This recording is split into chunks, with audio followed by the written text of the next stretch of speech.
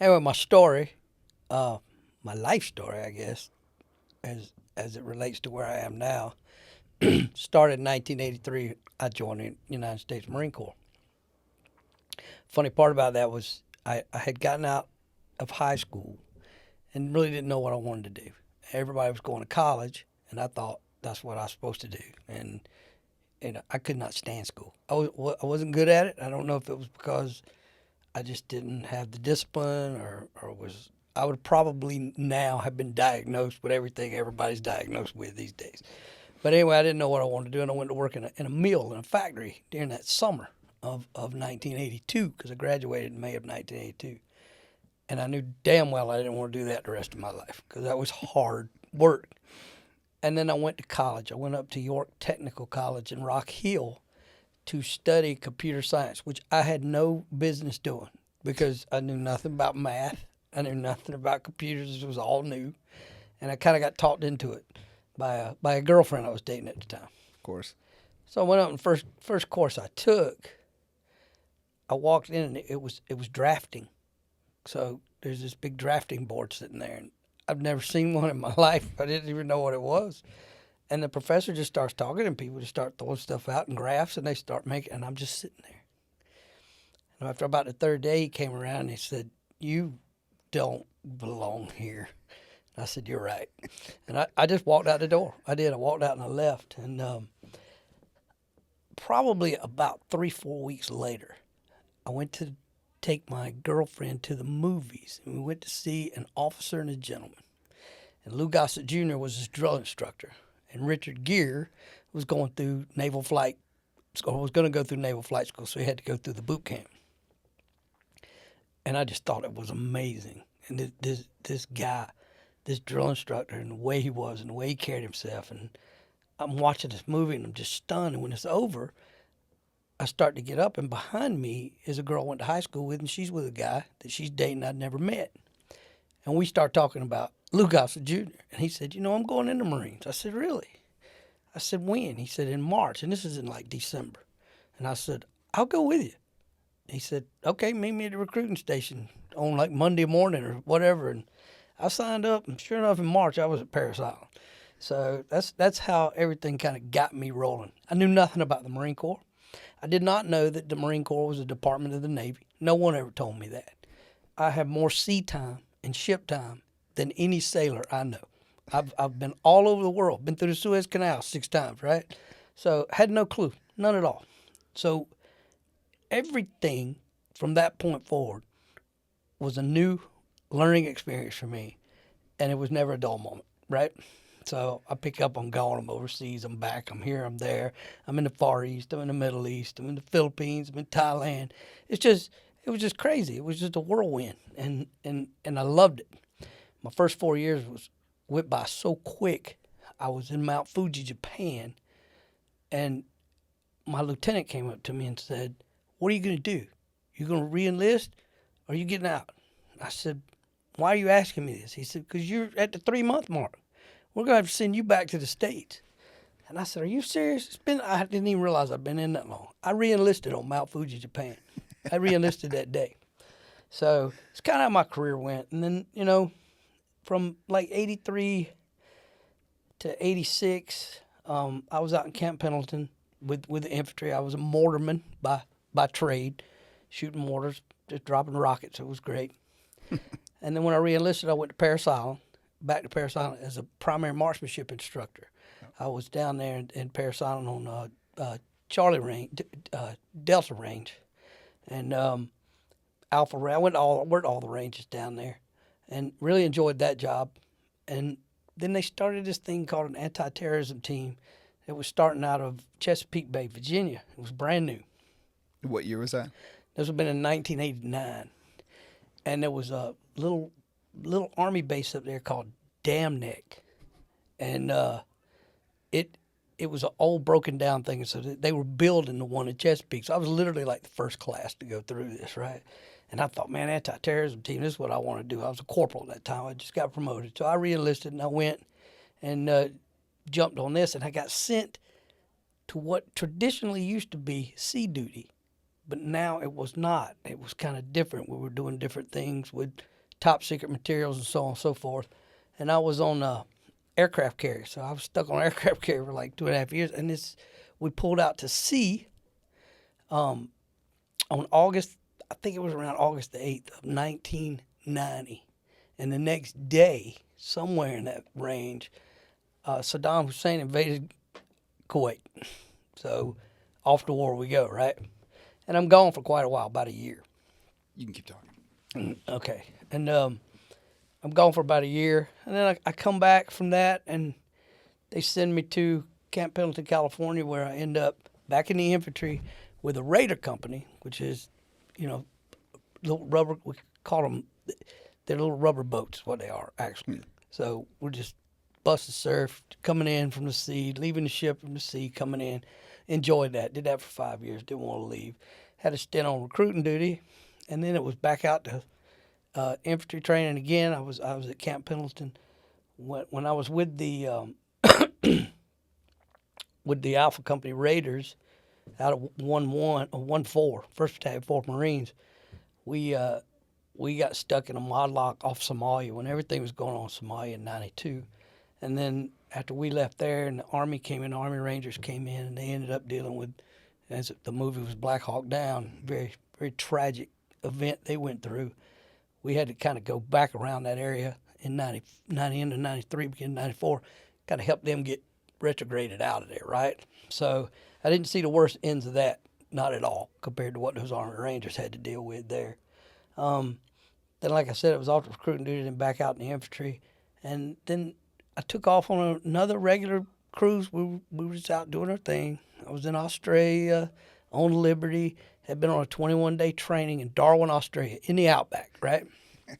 So we come back in. They're going to give us a few days of liberty.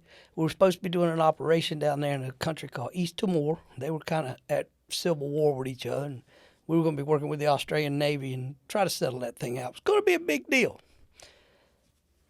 But it was September the 11th. Right? So I'm walking around, and, for us, it's daylight, life's good, blah, blah, blah. We're doing our thing. And, the Marines, we've been out for 21 days, so we're hitting the bars and we're drinking hard. So as the night goes on, I'm walking down the street, and I walk into this bar, and it's completely quiet. All these Marines are in there. Nobody's saying a damn word. And they're looking at the TV. And I tap this Marine, and I'm like, what are y'all watching? Or what movie are you watching? I believe is what I said. And he said, it's in the movie. This is New York City right now. And immediately, Shore Patrol came and was telling everybody, get back to the ship, get back to the ship, get back to the ship. So 2,000 Marines and sailors within an hour we were accounted for, and we were gone. Because Bush had ordered all the ships to sea. Because we learned that lesson from Pearl Harbor, right? Get out. So everybody got out. You're as safe as you can be the further you are out to sea.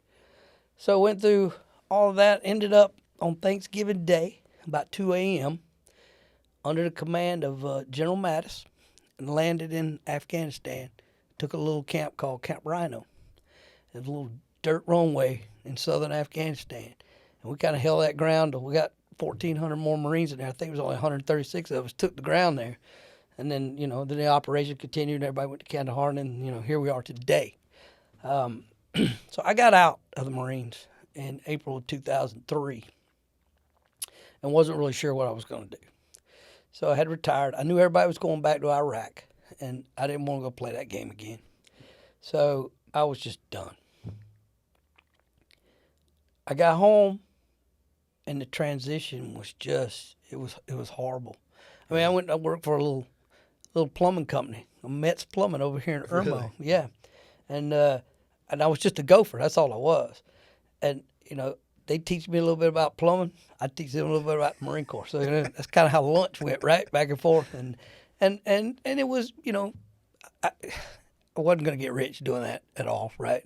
Wasn't making near the money I was when I was in the Marines. Although I had a retirement check coming in from the Marine Corps, that's not going to make you rich either.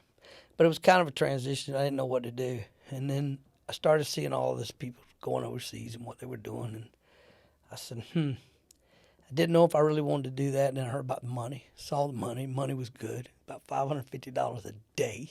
So contract stuff. Contract stuff, yeah. So this company was out of London. It was called Global Risk Strategies at the time. And I went over there, and sure enough, I get there, and I end up being head of security for the Iraqi Interim Government, right? And it just this surreal thing. It was just bizarre. What I went through over there was just bizarre, and that's what this book is about. So I wrote the book, and the title of the book is Inshalla, and it means God willing, because that's kind of what they say over there all the time. And it doesn't matter what you ask them. I'll see you at lunch, Inshallah. See you tomorrow, Inshallah. If God wills it, it'll happen. So the book is really about my time over there doing that. It jumps back a little bit into my military time, but it's mostly about the time over there and how kind of the coalition, the provisional government that the Americans had put into place at the time decided that they were going to start the Iraq government over there from the ground up and build it, and everybody was going to be involved. All parties, all religious parties, all political parties, everything. Which, of course, me being who I am and the great education that I had, I knew nothing about any of this. Everybody on that side of the world had always been my enemy, right? For the past, Right. 13 years. Right. So now it was just a different story. So they group all these guys together. And like here we have a Republican Party, a Democratic Party, Independent. Those are usually the big three you always hear about. We have a few others, that outliers. But over there was like 25. So you had to navigate through and learn what each party was, what they stood for, who was conservative, who was liberal, who was mainstream religious, who was not, who would accept women, who didn't accept women. I mean, it was just unbelievably hard to try to navigate. Religion wrapped around everything. Tribalism wrapped around everything. And them trying to battle to become who they were and build up from the ground up with the arrogance of the Americans standing on top of them, telling them this is the way you got to do it. And it was not going well. It did not go well at all. So those 3 years were very, very chaotic, a lot of turmoil, a lot of infighting with themselves, a lot of fighting with our government and from within our government. And I got to sit and watch all that from a bird's eye view, and it was surreal. It's crazy. How did you decide when to end one chapter and start another one? Well, I think, I had to sit down at first. This book has been in the works for over 20 years, right? So, because it's all been here. I've never written anything down. It was all in my head. I never written anything down. The pandemic did me a favor. It killed everybody else, but it did me a favor because now I had nothing else to really do. I was working for the school district, and I was doing their security, working for security. I'm working now, actually. And when the school shut down, we still came to work. But Really? Yeah, but y'all didn't. Because then we had to feed the kids and do different things right. like that. Because we still had to hand out food and make sure everything was getting taken care of from a government standpoint. The money that was being handed out now was being distributed to everybody within our district as well as we could do it. But then there was a lot of downtime. And with that downtime, I just started writing, right? I just started typing it up. I'm an idiot, so I had it edited pretty well a couple different times. But it did me a favor, and I was able to, probably over the past 3 years, it's taken me to really get this process going. And then found me a publishing company down in Charleston, Palmetto Publishing, and they kind of helped me get the editing process and everything you're looking at in your hand right there together. So, and then I had to think about, why am I writing this? It's got to be, what am I trying to tell people in this book, right? Mm-hmm. That will make them want to read it. As I watched the Iraq government grow, build itself, starting from ground zero, it really brought me back to our forefathers, right? And I started thinking about them and how they had to build the country here. And I saw the challenges that these guys were up against. And I wondered about the challenges they were up against. And I also wondered how they had the foresight to see that they were trying to build something that could sustain itself. How would they be able to do that? Yeah. Because, we could easily lose this country tomorrow. As far as we're concerned, in the history, we're just a pimple. We're nothing, if you look at it overall. But I thought about the challenges they dealt with, and I started thinking, how fortunate we were to have those guys. They didn't get it all right. They came from a different time. Right. Their values are not the values that we have today, understandably so. But their thought process. Yeah, some are better. Some of their values Absolutely. are better. Some Absolutely. are worse, but some are definitely better. No, and that's a fact. But I started thinking, people need to understand how lucky they are to have lived in this country, born here, and what they've been given, especially in the first 10 Bill of Rights. Those things are so important. If we lose one, we lose them all. They had the foresight to look at all of that, and it applies to us today. Every single one of them still apply to us today, 100%. And I thought, man, I need to, because especially when I talk to kids in classrooms and so on and so forth, and tell them about that side of the world and how things were and how things go and how the laws work and how religion really drives a lot of what goes on over there. And how they take everything they have here for granted. It's not their fault. You don't know what you don't know. Right. Right? Right. Definitely. So, I try to give them a picture, and that's what I wanted some of this book to do, was to give you a picture of how important it is to have been born here.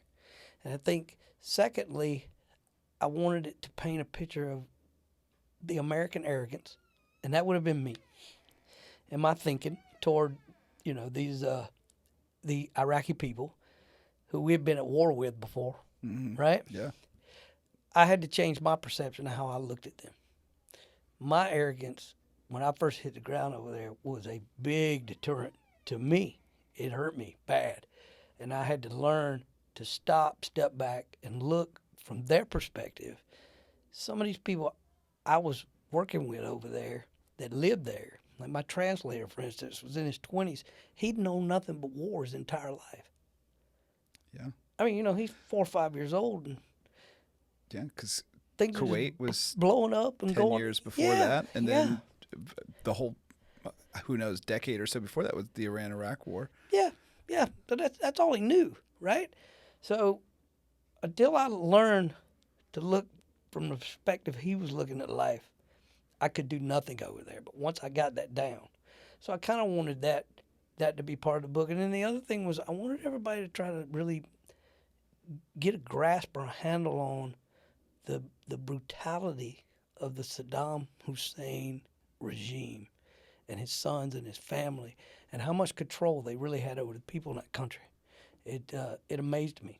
It really amazed me. Really? Yeah, and the book does talk about that quite a bit. It goes into it. You get to see the fear of these people. Even when he was captured, it was just like they didn't believe it.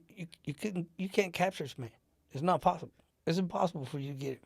That can't be him. It's got to be a body double. I mean, it just on and on and on, and I'm looking at him going, no, we got him. No, you didn't. You didn't. That's not him. So, he had that much power over them. It was unbelievable. So the thing that I was going to ask you earlier is and it made me think about this when you said that them trying to start a country from scratch while U.S. was here telling them kind of how to do it. We didn't have that benefit when we started this country of somebody kind of giving us a blueprint. And yeah, we didn't get it right necessarily all the time in Iraq, but at least it was a loose, like a working blueprint, a working model of kind of where we wanted this to go. It's amazing to think that when this country was started, that it was nothing but the vision of the people who started the country, which is really crazy when you think about it. But one thing I was going to say is hundreds of books have been written about the Iraq War. Sure. Most of them by historians, politicians, some military. And I was going to ask you what made this one different, but you already answered it, in that none of those connect that to the Bill of Rights. Like, I think that's so unique to the message is not about what went right, what went wrong, what you did, what you didn't do, what other people did, what other people didn't do. That's not the message of this book. It's the message of the book about running security in Iraq is America, which I think that's a unique twist on this. It is, and you're right. Our forefathers didn't have any help. Now they did from a law standpoint because we adopted a lot of Right. English laws as well. But we built everything for them over there, even their law system, their judicial system. We built that for them. All their laws, we built that for them. But that didn't always go over well when you up against 1,000 years of Islamic belief, right? Yeah. I mean, one of the guys over there that was in the government was an Assyrian Christian who could date his lineage all the way back to the Old Testament, back down in the Nebuchadnezzar days, right?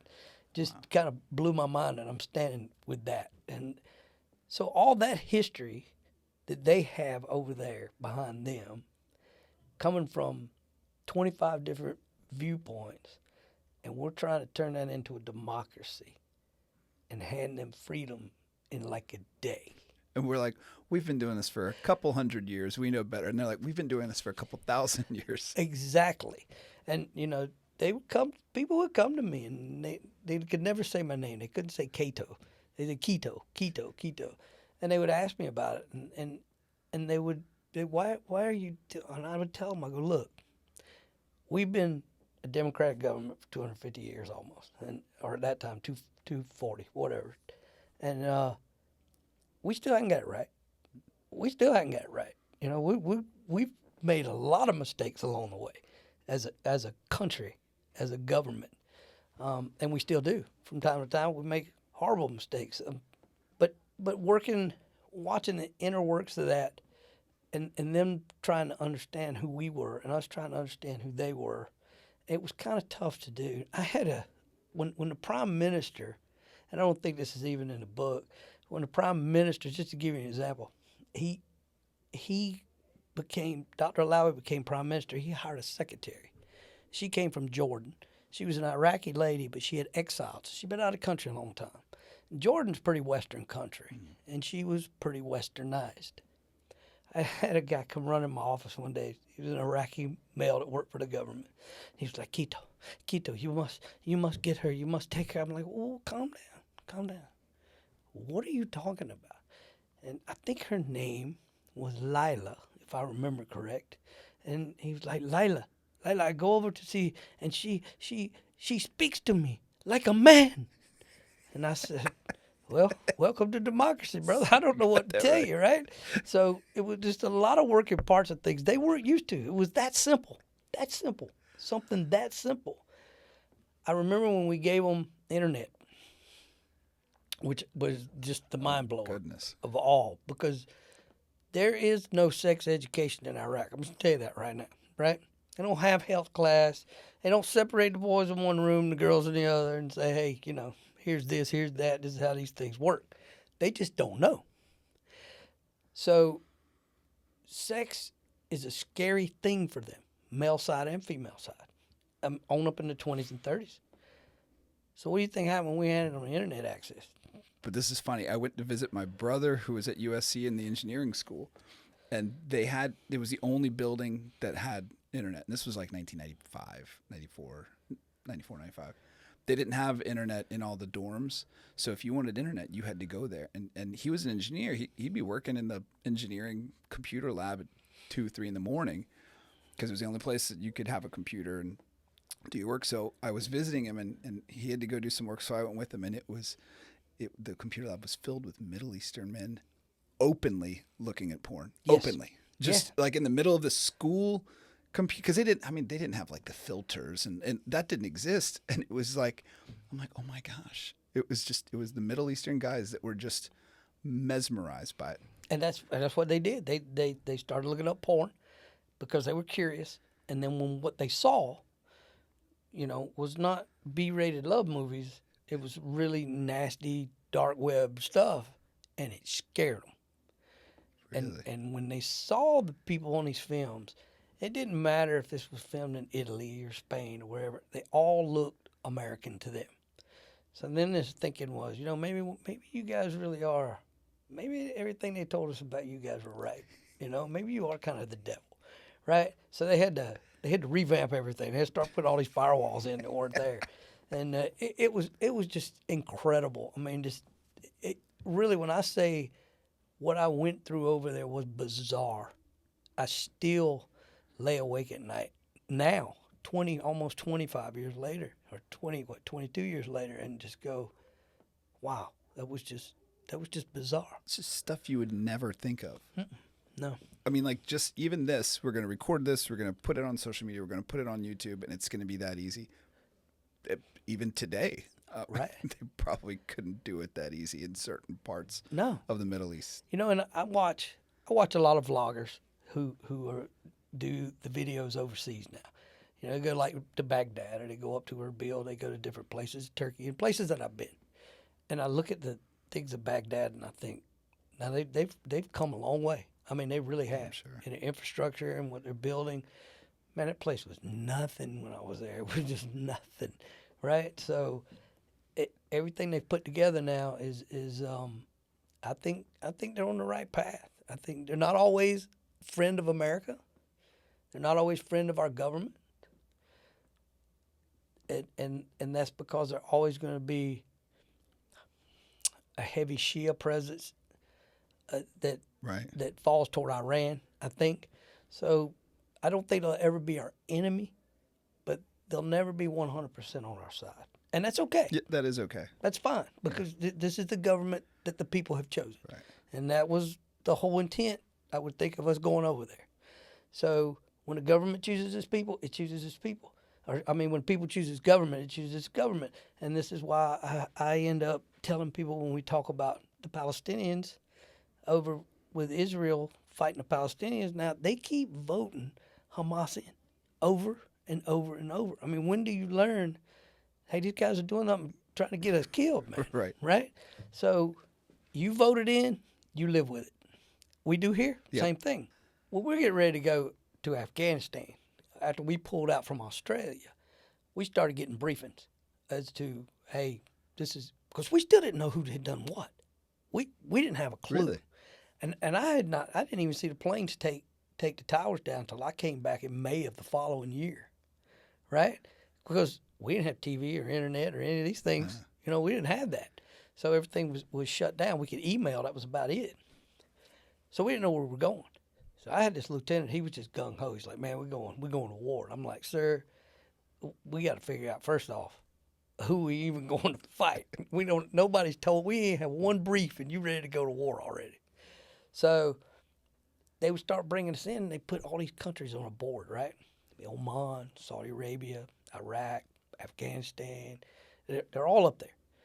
And they're talking about bin Laden now. That they know that this attack came from him. Where is he? This is where they're trying to pin down. Pakistan was up there as well. Well, every day we go back to the war room or whatever, one of those countries would be taken off. Till finally, Afghanistan was all that was left. And my lieutenant's like, we're going to Afghanistan. I said, sir, we are so far from Afghanistan. We're in the middle of the Indian Ocean. We don't have the fuel to take a helicopter to Afghanistan. We're that far away. This is an Army job. They're going in. They're going to drop people from the sky, and they'll be the ones taking care of it. No, we're going in. I said, no, we're not. So we keep going back for these briefs. And then they start putting objectives on this board. Objective A, Objective B, Objective C. I'm starting in the back of my mind going, wait a minute, Lieutenant still, we're going to war. I'm like, sir, until they give these things a name, we're not going in. And I remember the day we walked in, and they had the board covered with a sheet. And I thought, oh, no. They said, gentlemen, they pulled the sheet down, said, this is Cap Rhino. I said, man, we're going in. We're going. So we ended up doing the longest amphibious raid in Marine Corps history at that time. We had to refuel in the air, to get in there, because we went a long way in. Wow. Flew over Pakistan to get in there. So it was trying to find out where bin Laden was and pin everything down. And I don't even remember where I was going with this story, but, so. That's a good one, though. But, thinking back to what we're talking about what our government knew and didn't know, we just didn't know a lot. We didn't know a lot about it. And I knew nothing about Afghanistan. Not one damn thing. But I will tell you this. When I landed there at 2 o'clock in the morning, wherever my mind was supposed to be, as soon as I hit the ground, my mind went to one place and one place only. And I mean, I literally stopped and said to myself, if we didn't go to the moon, this is where we filmed it. That is the first thing I thought. If we did not go to the moon, this is where we filmed it. Start looking around for a golf cart because there's got to be someone here somewhere. Because that's really what it looked like. That's exactly what it looked like. But, you know, that's neither here nor there now. And that was a long time ago, too. And that's another disaster we'll probably talk about at some point. Why not? Yeah. Okay. I like the idea of kind of touching on a chapter in a different episode. Okay. I think that's that's good. Yeah. So did you write this all yourself? Every bit of it. Nice. Every bit of it. Every word in there is from me. Everything in that book's true to tone. And maybe a little play with here or there on some things, but all of that took place. Yeah. All of that took place. It's graphic at times, very graphic. I could have wrote a book 3 times that size. I left so much out. I tried to hit what I felt like was important, what people would want to read. Yeah. I didn't try to fill it with a bunch of filler. Academic or theoretical Right. I just stuff. I wanted to hit exactly what you would want to hear about being over there. I tried to hit even some of the fun stuff. I mean, it wasn't all war's not all horrible. I mean, it is bad, but there was some fun times in there too. You know, you'll find that guys who go to war, veterans that go to war, or veterans in general that are in bad situations, humor is their escape. It is. That's it. It's dark. It's very dark humor, but it's humor nonetheless, and it keeps your mind in the right place. And veterans understand veterans. I always said nobody understands Marines but Marines, and I still believe that to this day. No one will understand a Marine infantryman except a Marine infantryman until this day. I promise you that. It's just a different breed of person. And, you know, just like, and then nobody understands a Navy SEAL like a Navy SEAL understands, right? Right. So you just know it's just a different breed of person and a different way of life that doesn't leave you ever, ever. It doesn't matter if you're in 4 years or 30 years. That never leaves you. It will be with you for the rest of your life. You'll be that person for the rest of your life. And that's why I said there's no such thing as an ex-Marine, just There a is. retired Marine. Former Marines. There are no ex-Marines, and that's a fact. Yeah, and there's a lot of things I miss about it. I miss really mostly the travel because I love that part of it, and the camaraderie, of course, and the dependability. You know, the dependability was always there. Yeah. If somebody told you they were going to do something, they did it, right? Yeah. Yeah. I mean, it was just you just knew everything fell in line. And there was times we didn't even have to talk to each other. We just looked at each other and knew what each other was thinking, right? You just get into that. That becomes your life. And it's just a different world. But it's a world you can't get away from in your mind. And then you get around civilians out here, or even my wife, for instance. Sometimes she's like, you're not in the Marines anymore. Wait, Okay. It's almost like you think that wives expect you to read their minds. Yes, absolutely. Absolutely. And, you know, people go, you're not in the Marines anymore. Yes, I am. I'm never leaving the Marine Corps. It is never going anywhere. I can't, if I wanted to, I couldn't. So, you know, it's there. I'll always think that way. And every now and again, I'll say some things or use a phrase that only the Marines would use. And I would think, God, I hadn't said that 20 years, right? So it's, but it'll never go away. It'll never go away. And I think the book might even capture a little bit of that as well. And I tell people, I go, you know, it's funny because you'll never use these sentences together. Everything in the Marine Corps and everything you do on a daily basis is structured. Yet there's never a dull moment. Now, how do you get that with structure? That's a good point. I mean, you know, I was a cop. You know that. I was a cop for like 12 years. I never knew what was going to happen from the day I got in the morning and got in the car and went to work. There was no structure to that whatsoever. So, but there was structure. Everything was structured. yet there was never a dull moment. And it was an incredible life. It really was. I love the damn Marine Corps. I love it. Yeah. So Well, you've always had a great relationship with the high school students. Yeah. And just I have, and I miss it in the role I'm in now. Yeah. When I was a school resource officer, I mean, I did have a really good relationship with those kids, and when I took this role that I'm doing now for the district, it kind of took me away from that. So now I'm dealing with all the bad, when then I could deal with as much good as I wanted to, right? Just have students walk by and say hi to you in the halls, and just happy to see your face. Yeah. And it didn't take long. So in 2018, I left this school and went and did that. And then when that last ninth grade class graduated, nobody up here knew who I was. That's true. I mean, it was like, boom. I walked in here one day and I didn't hear my name, not once. And that was a shock to me.